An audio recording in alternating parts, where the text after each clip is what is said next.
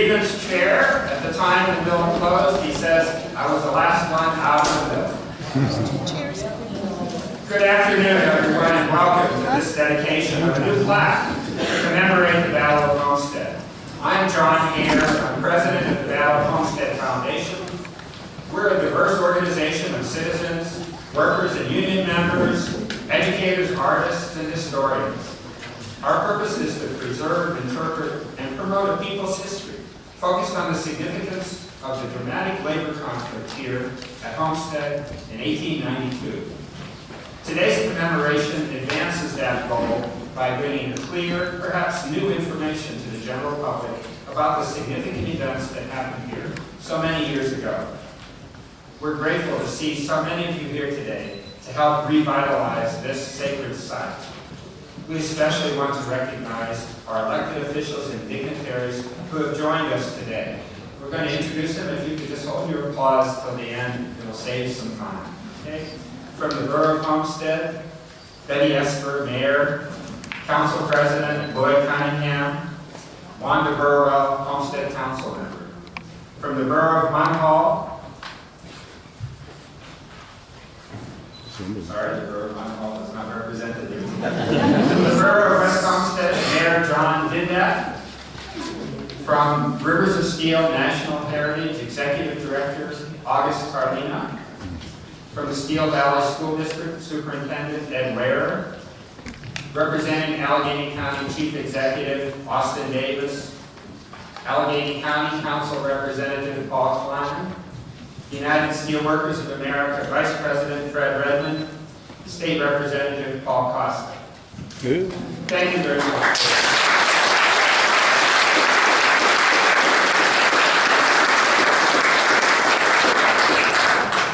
You know, there were so many people who came together to make this memorial happen, most especially the generosity of William V. Campbell, whose foundation gave us the grant to fund this memorial. We're sorry to note Bill's passing earlier this week, and we will take a moment now to honor him and keep him in our thoughts as we dedicate this program to him.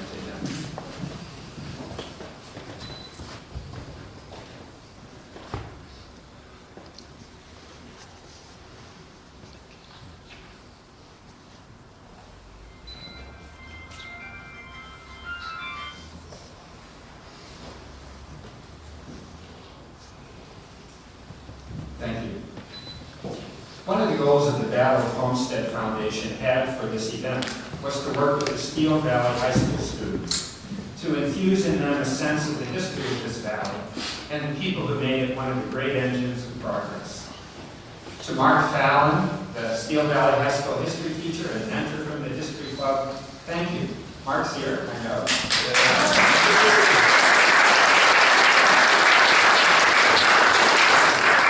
Actor David Conrad, who spent many hours working with the students and whose creative impetus you will share in a moment, 1,000 thanks.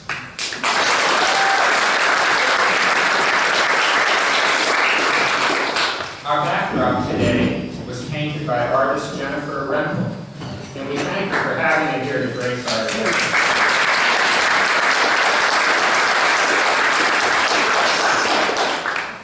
The Battle of Homestead produces a series of pump house programs from now through October.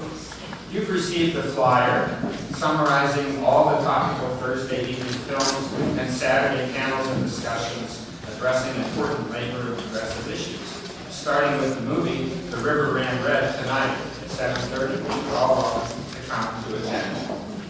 You are welcome to join us to learn more about people's history of this area and the continued relevance of the struggle that made this place famous. Finally, we are a free will funded organization and we welcome your support.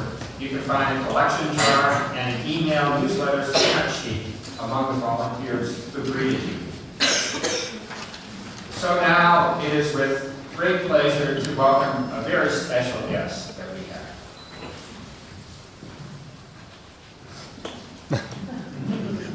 How special are you? Wow.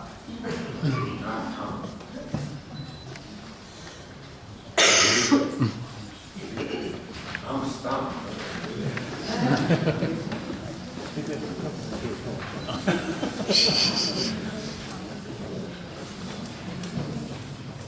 What are we going to do? Down the program. Oh, I have to pronounce his name. It's Andrew Carnegie. Here he comes.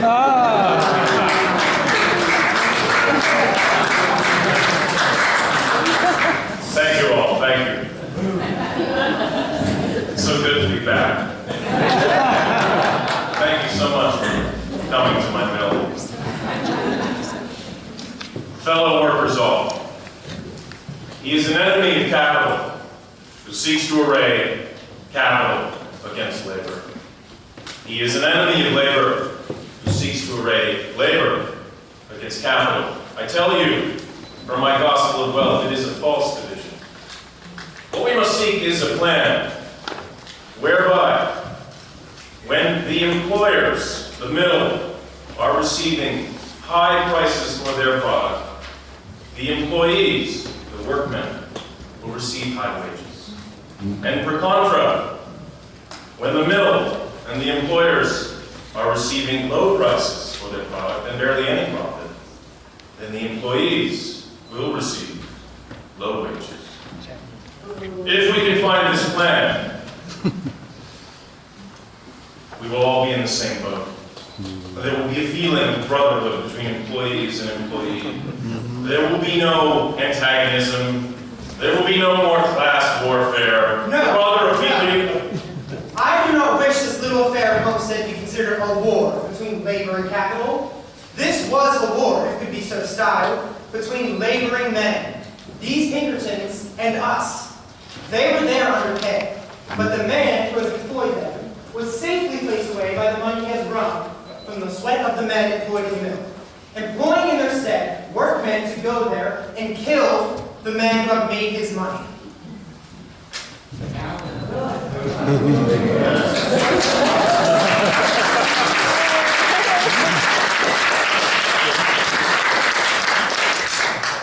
That was Honest John McCluskey, who was the mayor of Homestead in 1892. And I see he's beside the current mayor of Homestead,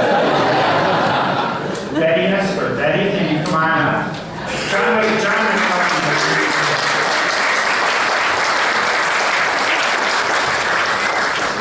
Welcome, Betty. Give you address the audience.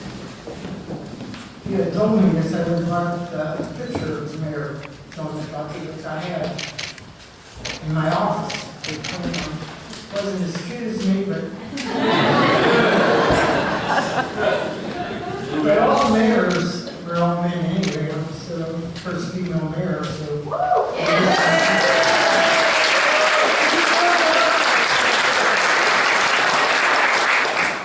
Speaking of mayors, all three mayors are U.S. still. Mayor Wagner, Mayor Dindak, and myself. So he gave us all a living, so he certainly loved it. I put in 36 years at U.S. Steel. John, probably like 40? 42 years. And I think possibly Mayor Wagner, since we graduated high school together, so we probably about the same 36 years. Unless he left school and got a job before me. But I started in U.S. Steel in 1951. Came down, left the house at 11 o'clock at night. Work tournaments. I said to my mother, "You really gonna let me leave this house at 11 o'clock at night to go to work? I gotta walk down all the way down here to come to the gate at 48 inch mill, where I started, 48 inch mill. Stayed there for 10 weeks. I transferred to the 100. Stayed there for a couple months and then came to 160 and worked my way up as you do, did all the jobs. Did I enjoy my job? I loved my job. Loved the guys. We just had a lot of companionship. We worked with each other more than we saw our families. We worked for them, especially shifts. But I got 7 days shut down, of course. When I left U.S. Steel in 1987, I said goodbye to 7 laborers. That my boss was in charge of shutting down the plate end of the mill. And and I do a lot of meals, they provide nobody versus nobody in the meal. And it was devastating. I mean, I just witnessed so much heartache when I watched the guys, I watched bosses being called to the office and told, this is about 2 years prior to us shutting down, and told me lost their job. Just come over, get a call, so-and-so wants to see you, superintendent. Come back into my, I was at the treating line, had 60 guys that I worked at for. Opened up their lockers, pull up their hard hats, or whatever, because so many dollars stand, and that was the end of the job. You're talking guys 40, 45, 50 years old that just started their families, probably just bought a house, maybe had 2 cars. Kid maybe first year in college, so where did we go from there? I mean, that was devastating. Yeah. And then kept coming to call him over, and I said to my boss, Paul, I said, I can't handle this. I mean, we're all in tears, and he said, I can't either, but what can we do? And that's how we just watched everybody lose their jobs. And Mike, I can tell you this guy fought with the union. Am I union? I'm union 100%.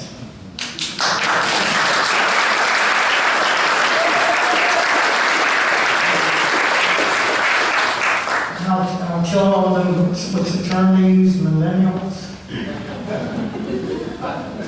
Whatever that term means, I have no idea. Just kids looking for a job in college or whatever.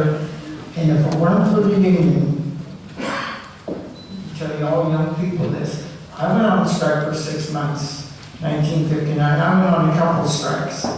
We fought for your minimum wage. If it weren't for the union, you'd still be working for $4 an hour.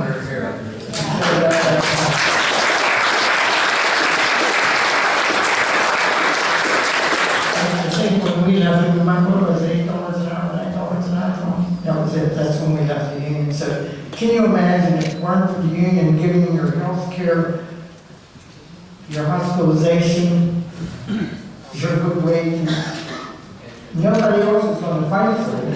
And that's who fights for you. If it weren't for the union, you'd be struggling today. Everybody would be struggling today because you're trying to get $12 an hour. I started at $1.35 an hour, I think it was. So, am I union? I'm 100% union. And I wish you all luck. Thank you.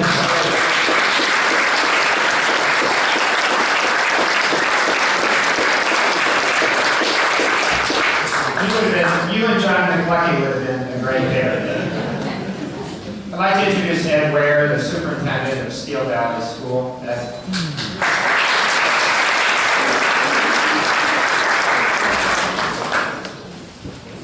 So thank you all for coming. I really appreciate the fact that the Battle of Homestead Foundation is bringing back to light the serious event that happened in 1892 and just, the impact that steel had on this part of the bond, on our towns here.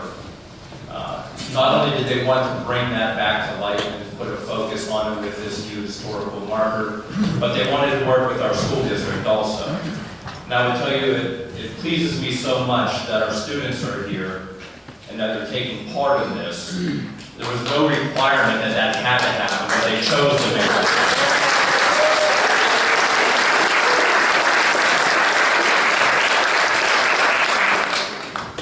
And I'd really like to think that, we are aware of the importance of the Steel Valley. It's rather amazing when you think about whether it was 1892 and the battle that took place and has set back the labor movement for a couple of decades. Then we became the arsenal of democracy, and even before then, we had the Homestead Grays Negro League. I'm very proud that our little bend on the Monongahela River has had as much rich history as it has had. And I think is evidenced by who came out today, right? So we have our local politicians, so glad that you are here, it's wonderful to have you here, to have executive management from the Steelworkers Union. Fred, really pleased that you were here. Didn't realize that Andrew Carnegie was coming, or for that matter, that Lenny Kravitz was coming. I didn't realize that. Though for a second I thought maybe it was Pete Townsend from the two, but I decided no, I think it was Lenny Kravitz actually. So, to give you, just my perspective, I did not work in the mill. My dad worked in the mill. Mayor talked about the 100 and the 160. My dad spent some time there, and as did his dad. The 45-inch mill was my dad's baby. He would have, I think he would have run people over with his vehicle if they threatened, the next slab that was, being rolled out of the 45-inch mill. He loved the mill.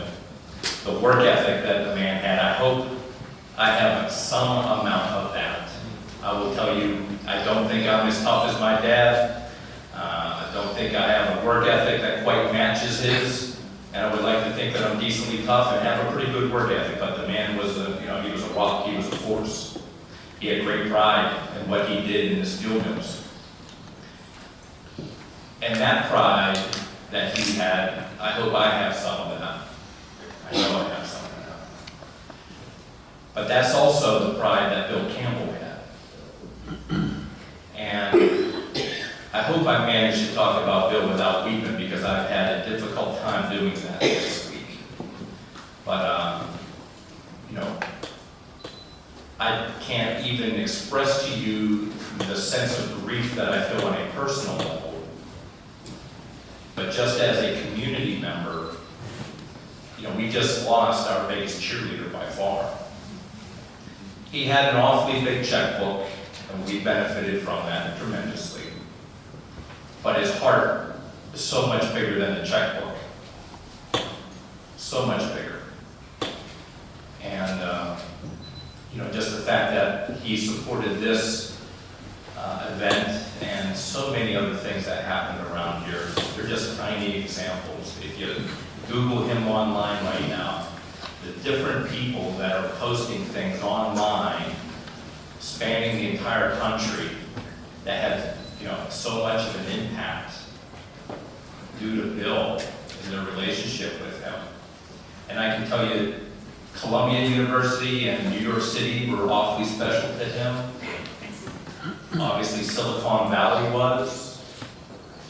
His favorite place in the universe, though, Homestead, Pennsylvania. Not even close. That was number one.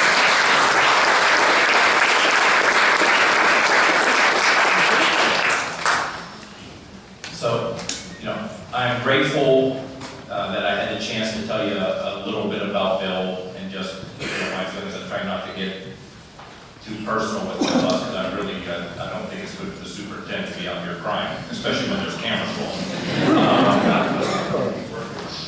But, we've been blessed with our history. We're remembering that. We've been blessed with Bill Campbell. And what's truly exciting is, on a go-forward basis, I know the quality of people that these students are, and who they are going to become is up to them. But whether they realize it or not, there's a good chunk of steel worker in them, and if they're lucky, there's a good chunk of Bill Campbell in them. Thank you.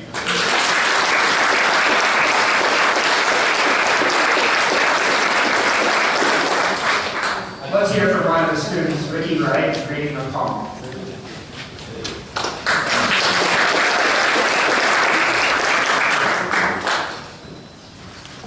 One afternoon, a customer came in for an ice cream while we were in the store. As I sat the dish down before him, I caught the large headlines of his paper. Latest developments in Homestead. Families of strikers evicted from company houses. Women in confinement, carried out into the street by sheriffs. I read over the man's shoulder Frick's promise to the workers. He would rather see them dead than concede to their demands. The brutality of the account, the inhumanity of Frick towards the workers, to the victim of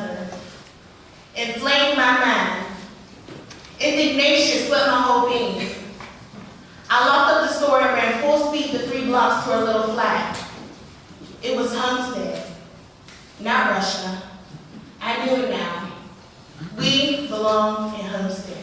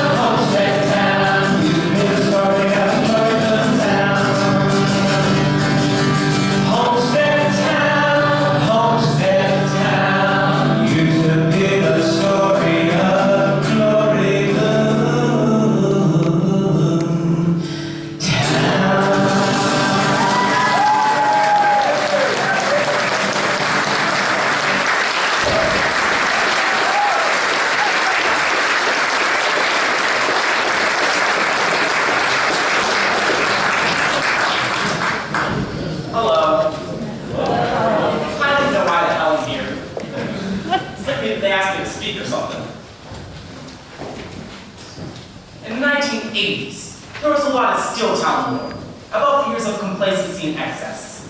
As if we all saved paper bags and strings, which most of our families did during these times, could the steel industry have been saved?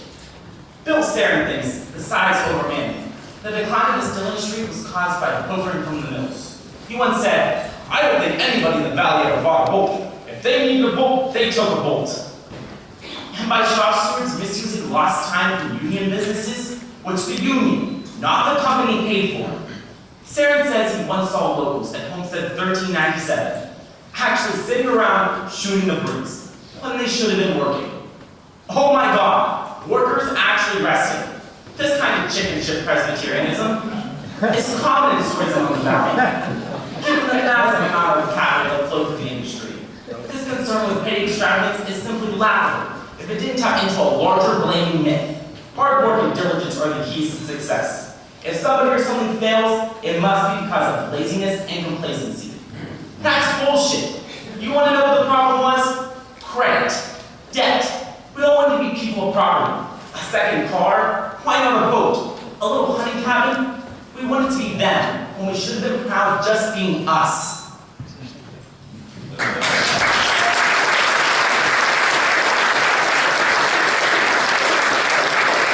Thank you, Austin Riley. Austin was reading from a quote in Jack Metzger's book, Striking Steel, about the 1959 strike in Johnstown. Now I want to introduce a person who I hope many of you have heard before on labor tours around here. He's our president emeritus, a wonderful person we're very proud of, Charlie McCall.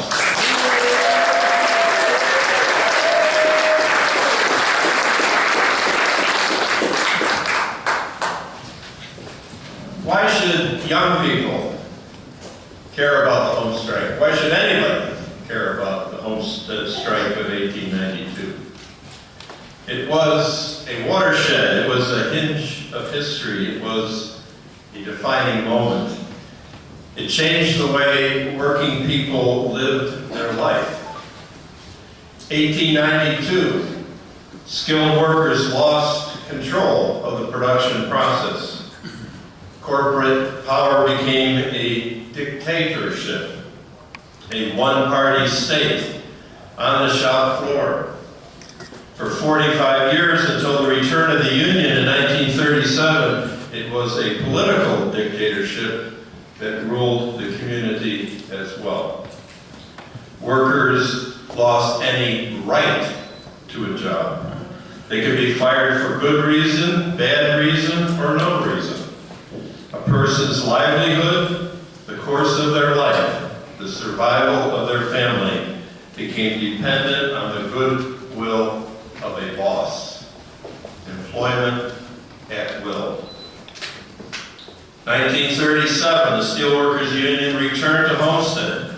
Workers got industrial citizenship, due process, the right to negotiate how much pay, how long the hours, how safe or how dangerous the working conditions on their job. Outside the mill, workers and citizens could speak freely about the company and their lives. In the mill, they gained a measure of input on how their workplace operated. But they had no share in the direction of the company or where the profits their labor created were invested. 1986, the Homestead Works was closed despite fierce worker and community resistance. From Youngstown to Johnstown, 100,000 industrial workers lost their jobs. Steeler Nation refugees. A 6-month strike by the United Steelworkers, however, won a continuous caster for the Braddock Mill, saving its operation until this day. 2016. Today, we stand at a new watershed, a new hinge of history, a critical moment that will determine how young people, their children, their grandchildren will live their lives. It's the silence before the storm. Like 1892, powerful private interests concentrate wealth and power, resist unions and any expansion of democracy. Selfish greed undermines people's inalienable rights to education, healthcare, transportation, housing, clean air, and clean water. Today, the inequality of wealth in our world resembles 1900, when Carnegie's, Mellon's, and Frick's ruled supreme over an industrial order where many workers worked 84 hours a week and tens of thousands died yearly in the nation's mines and mills. Today, half the world's workers make less than $2 a day on a planet of 7 billion people. Waste and environmental degradation threatens the very web of life itself on which we all depend. Today, we need radical, transformative change, powered by young people, demanding a better future for yourselves, for your children, for your grandchildren, our grandchildren. Learning the lessons of history, joining together, young and old, black and white, all people together, all of us, you can save our world. And I'd like to invite Fred Redmond, dear friend and defender and protector of the Battle of Homestead Foundation, to address you at this point.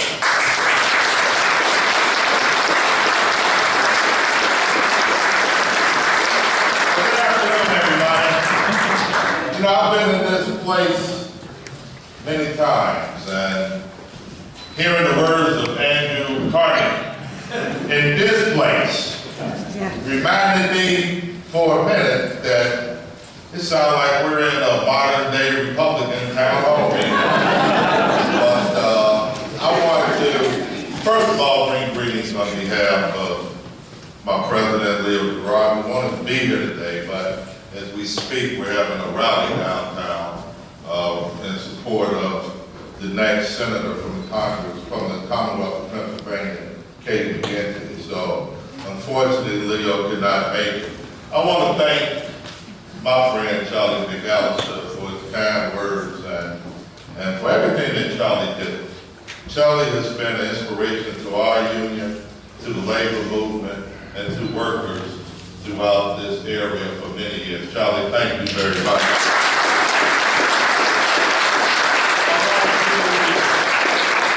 Just recognize and thank my good friend Mike Stout for everything that Mike do. And, you know, Mike says he was the last one to leave. The last one to leave. And if anybody knows how sincere, how committed, how stubborn that Mike is, okay? Mike, thank you for being the last one to leave.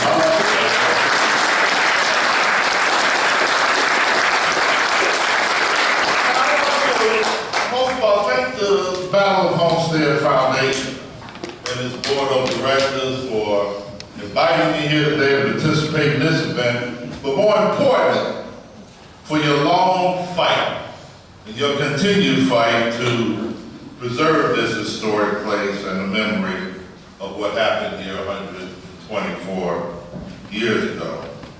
You know, we take great institutional pride in the Steelworkers Union of being one of only 2 major unions in this country who maintain its headquarters and base of operation in the city in which it was founded.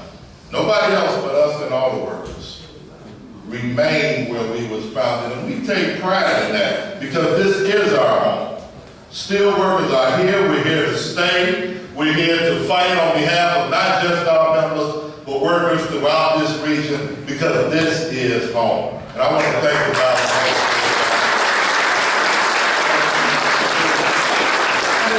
It's so gratifying to be surrounded by these young people. By these young people who is learning a history that unfortunately is not in their textbooks. Unfortunately, it is not talked about as much as it should around the kitchen table in our households in this region. And for you to be here and to take part of this is a testament to your commitment as future leaders. Let's give them a round of applause.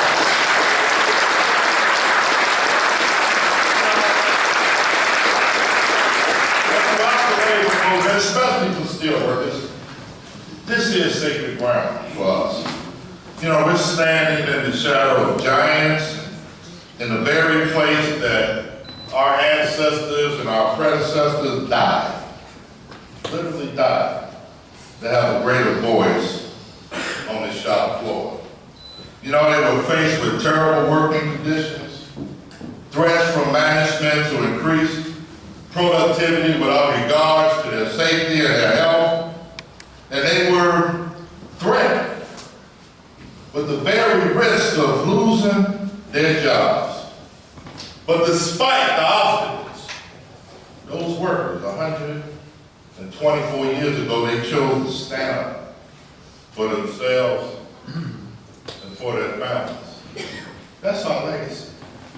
That's the shoulders upon which we stand.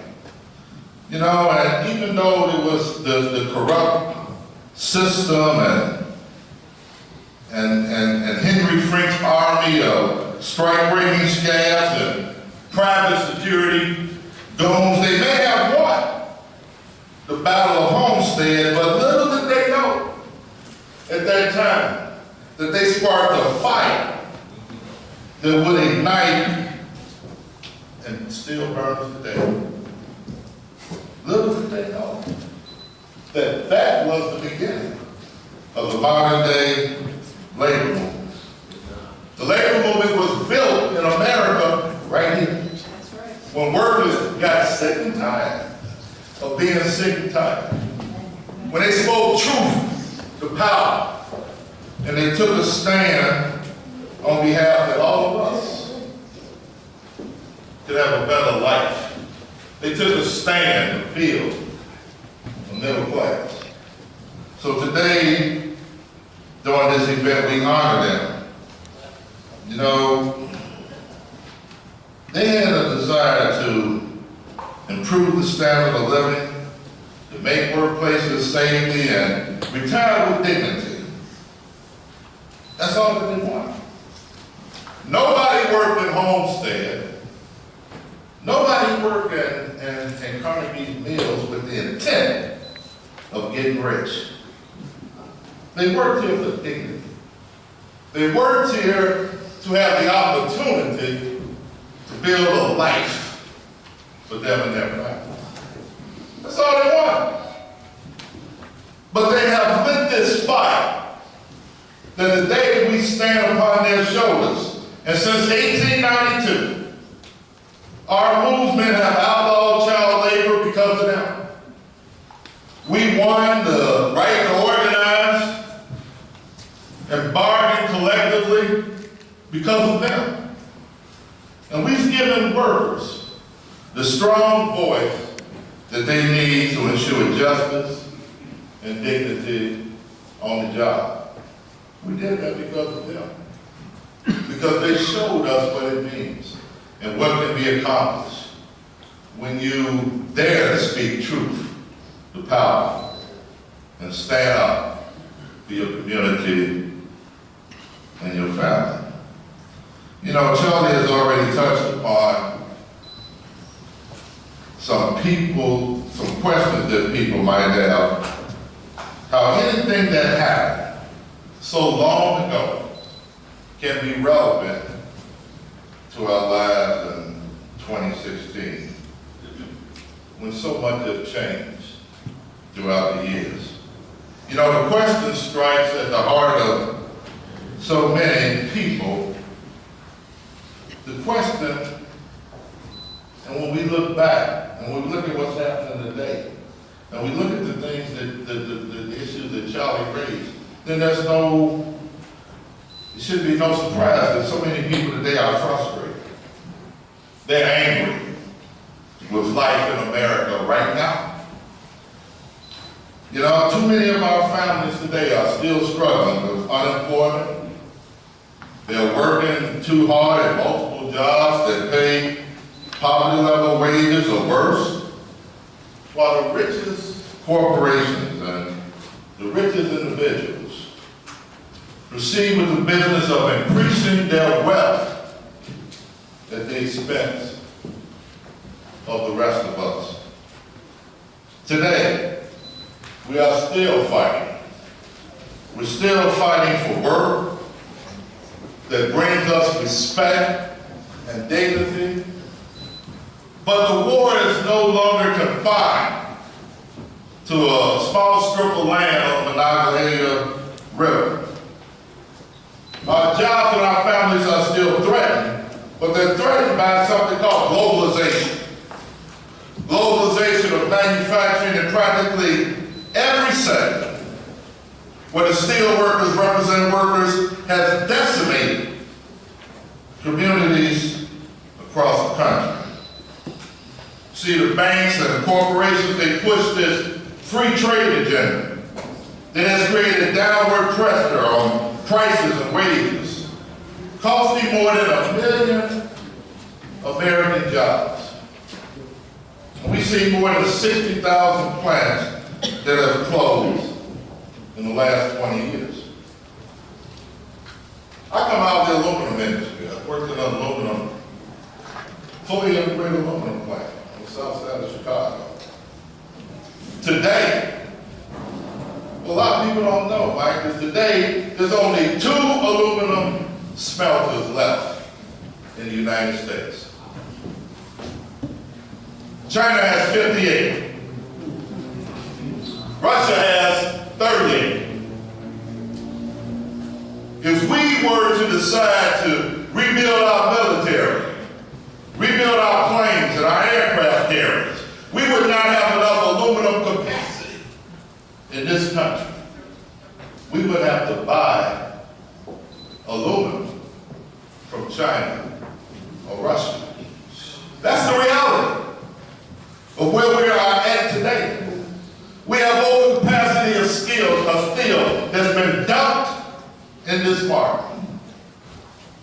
And yet we see steel mills after steel mills closing down, cutting back, fighting up. Every time we go to the table, it's the same old fight over wages and benefits and working hours. The same thing that those workers stood up for 124 years ago.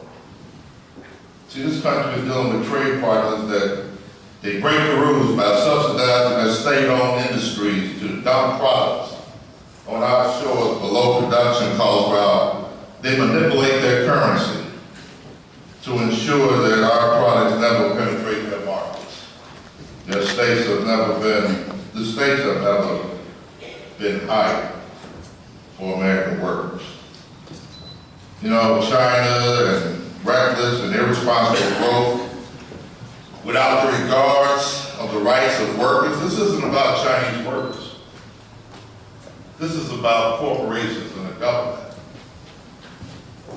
that won't accept our products, dump products in our country, and still have the audacity to disrespect their workers and disrespect the environmental impact of their unregulated industries. So that's our fight today. You know, today, as we reflect upon those workers 124 years ago, I call upon you that our demand today got to be for international trade to be fair, not free, but fair. If the playing field was level, the American workers could compete with any worker around the world. That's our challenge. And we owe it to the memory of those who built this labor movement, that stood on this ground, to see to it that manufacturers, those good manufacturing jobs that they work for, continue to be relevant in the United States and continue to be the single engine to build the middle class. And you know, most of all, we must not forget the ultimate lesson of the Battle of Homestead, that when workers stand together in unity and solidarity, we have the power to change the world for the better. So to the Battle of Homestead Foundation, I want to thank you for calling us together and giving us a moment to remember those upon whose shoulders we stand, but also to remember what we can do as workers if we stand together and speak truth with power. Thank you all very much.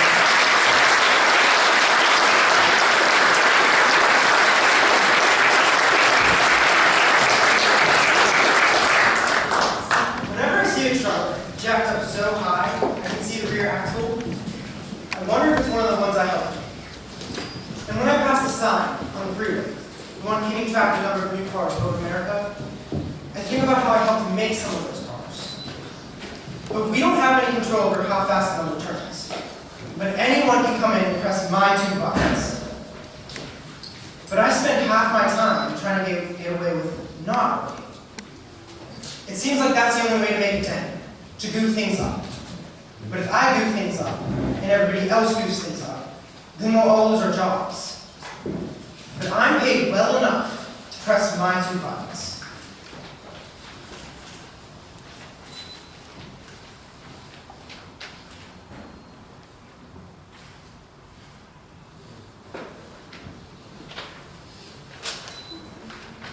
It seems like that's how they're keeping us comfortable.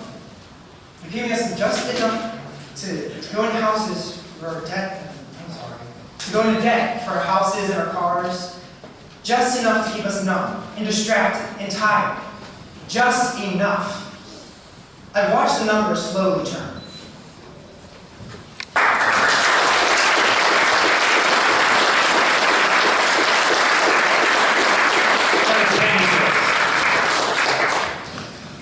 Our last speaker will be Augie Carlino from the Rivers of Steel National Heritage. We had hoped that a representative from the Campbell Foundation, Joe Ducar, would be here, but Joe is in California with the services for Bill. So, Augie.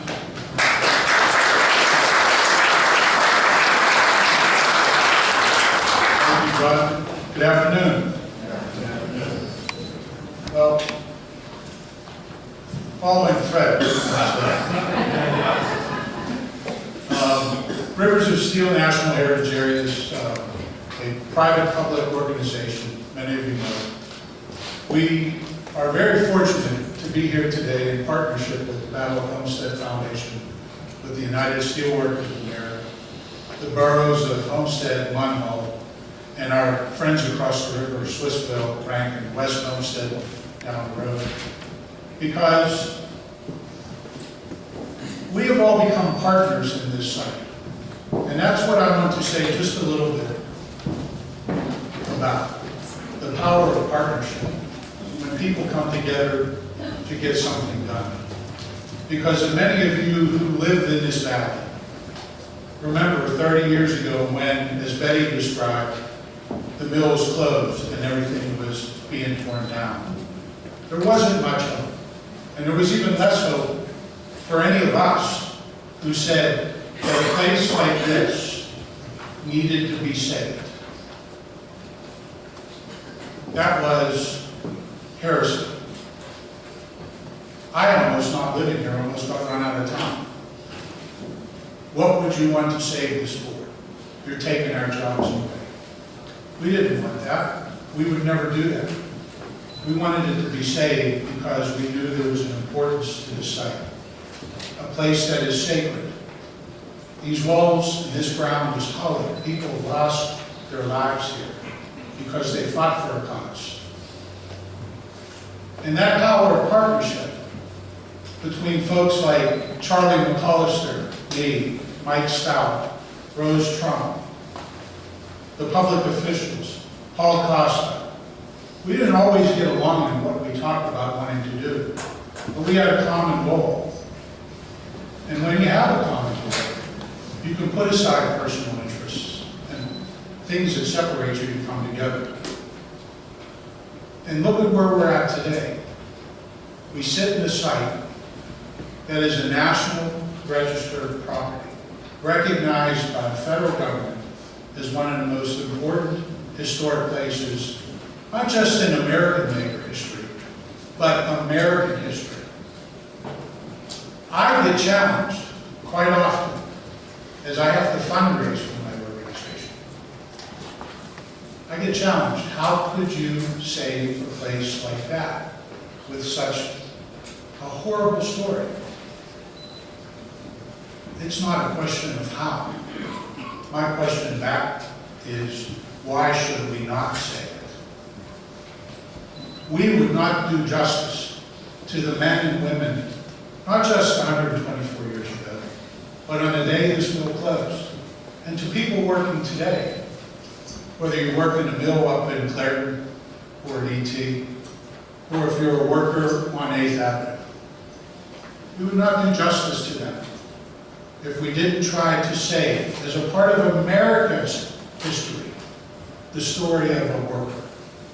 They don't have to be necessarily a part of the union. We are all workers in this, and this is what this site represents. So, I'm very proud to represent my organization here today in this partnership. And all I have to say is, Mr. Carnegie, I wish, poor David getting picked on, I wish Mr. Carnegie would have lived up to that power of partnership that he professed in that statement that he gave. Because maybe we would be standing here today for a whole different reason. Thank you.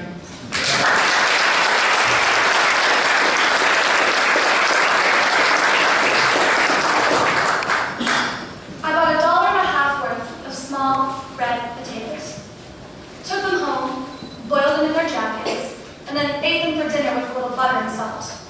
Then I walked through the dry fields at the edge of town. In middle June, the lights still hung on in at the dark furrows at my feet. In the mountain oaks overhead, the birds were gathering for the night. The jays and mockers were squawking back and forth at each other, and the finches were darting into the dusty light. The woman who sold me the potatoes was from Poland. She was someone out of my childhood, in a pink star-spangled sweater and sunglasses, praising the perfection of all her fruits and vegetables at the roadside stand, urging me to taste even the pale, raw, sweet corn, trucked all the way, she swore, from New Jersey. Eat, eat, she said, even if you don't, I'll say you did. Some things you know all your life. Some things are so simple and true, they must be said without elegance, meter, and rhyme. They must be laid on the table beside the salt shaker, the empty glass of water, the absence of light gathering in the shadows of picture frames. They must be naked and alone. They must stand for themselves. Can you taste what I'm saying? It is onions or potatoes, a pinch of simple salt, the wealth of melted butter. It is obvious. It stays in the back of your throat like a truth you never uttered, because the time was always wrong. And it stays there for the rest of your life, unspoken, made from that dirt we call earth, that metal we call salt, in a form we have no words for, and you live on it.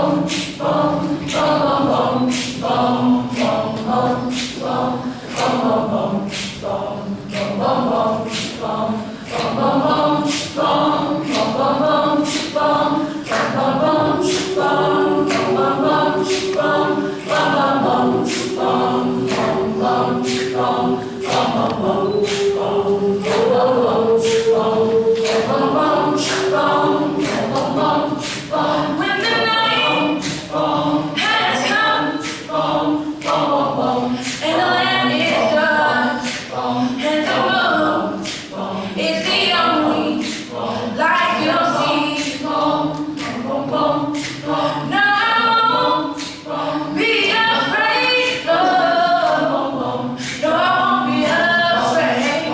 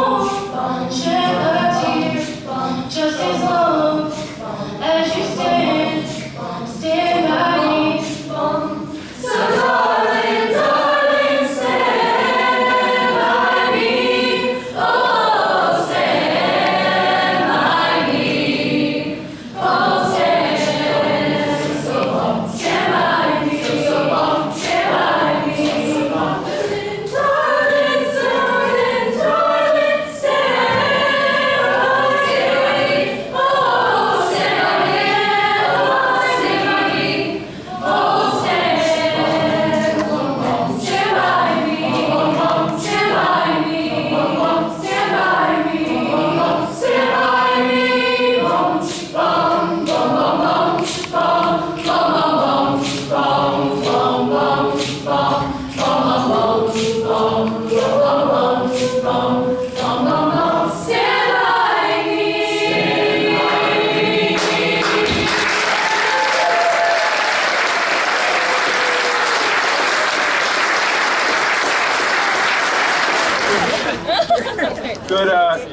afternoon, everyone. My name is Austin Davis, and I'm here representing Allegheny County Chief Executive Rich Fitzgerald, and along with our County Councilman Paul Klein. First, I want to thank the Battle of Homestead Foundation and Rivers of Steel and all the leaders here in the community for preserving this very important part of Allegheny County and American history. For me, the labor movement is very important. I had a grandfather who worked in a steel mill and another grandfather who laid tracks for B&O Railroad. So the labor movement is something that's near and dear to my heart. So I just want to read, I'm not going to read the whole proclamation, but just a few sentences of it. Whereas the Battle of Homestead Foundation's worthy efforts to preserve the pump house and this important piece of history is commended. The Battle of Homestead is not only known in our region, but is an event that is known nationally and is one of the most famous occurrences in American labor history. Now therefore be it resolved that I, Allegheny County Executive Rich Fitzgerald, by virtue of the authority vested in me, do hereby congratulate the Battle of Homestead Foundation on its efforts and thank the group for protecting the pump house and its history. Whereas I hereunto set my hand and cause the seal of the county on the 21st day of April 2016, and it's signed by County Executive Rich Fitzgerald. Thank you. Thank you.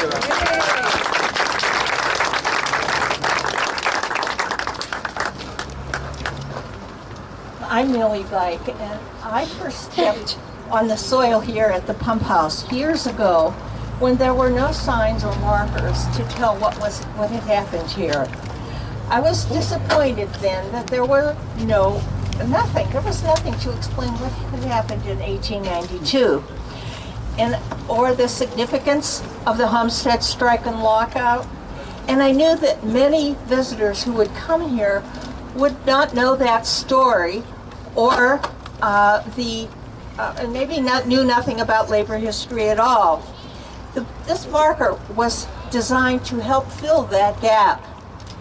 From my first visit here, I felt that I was standing on hallowed ground, as Fred Raymond and Charlie McCollister and others have suggested.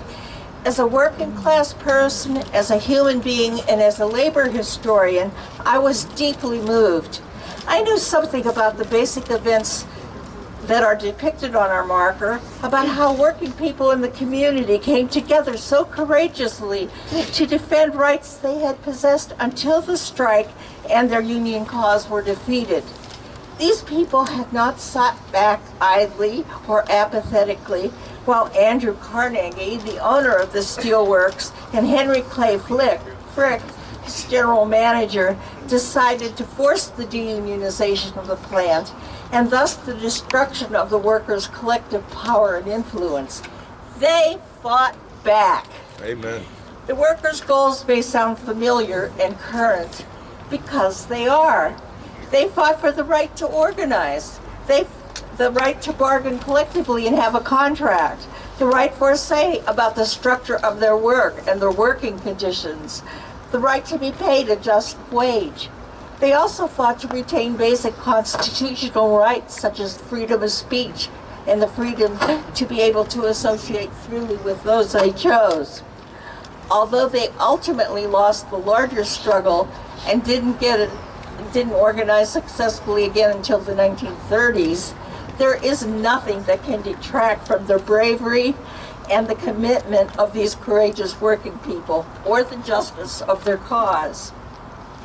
Moreover, the Homestead workers' example is as relevant today as when the events of 1892 occurred, as many speakers have reminded us. Talk to the ATT steelworkers who recently confronted a lockout and a company that was determined to destroy their rights.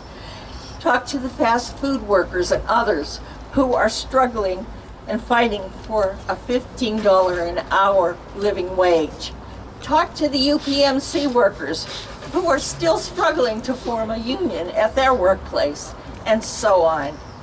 Yes, indeed, we are standing here on hallowed ground at the pump house.